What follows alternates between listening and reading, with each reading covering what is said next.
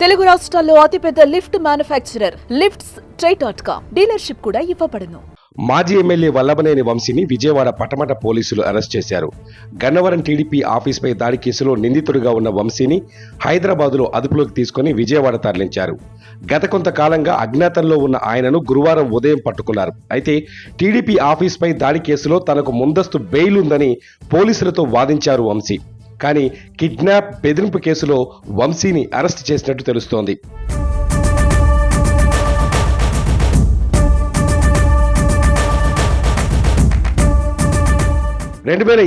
ఫిబ్రవరి 20న Gannavaram TDP కార్యాలయంపై దాడి జరిగింది. YCP అనుచరులు, వైసీపీ నాయకులు దాడి చేసి నిప్పు పెట్టారని ఆరోపణలున్నాయి. కార్యాలయంలోని ఫర్నిచర్ ను ధ్వంసం చేయడంతో పాటు పలువురు టీడీపీ నేతలను గాయపరిచి వాహనాలను తగలబెట్టారు.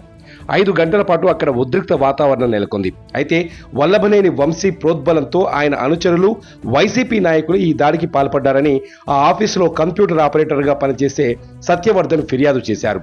దీంతో వంశీ అనుచరులతో పాటు వల్లభనేని వంశీపై ఎఫ్ఐఆర్ నమోదు చేశారు. ఐపీసీ 143, 147, 148, 435, 506, రెడ్ విత్ 149, 3/1 సెక్షన్ల కింద కేసును పోలీసులు నమోదు చేశారు.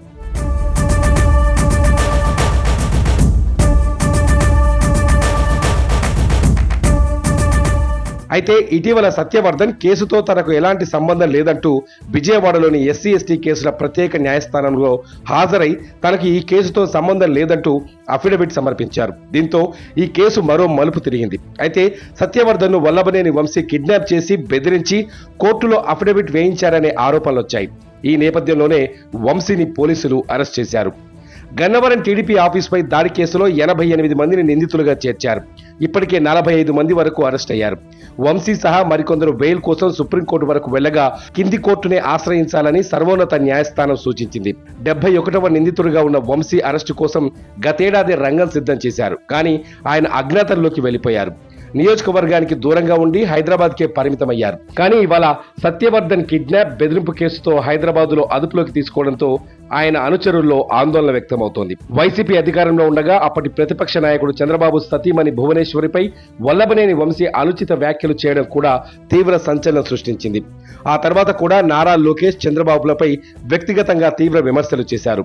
మరోవైపు ఉమ్మడి కృష్ణా జిల్లాలో గ్రావెల్ మట్టి తవ్వకాలపై గన్నవరం మాజీ ఎమ్మెల్యేపై విజిలెన్స్ విచారణ జరుగుతుందని, త్వరలో చర్యలు తీసుకుంటామని మంత్రి కొల్లు రవీంద్ర అసెంబ్లీ వేదికగా ప్రకటించారు.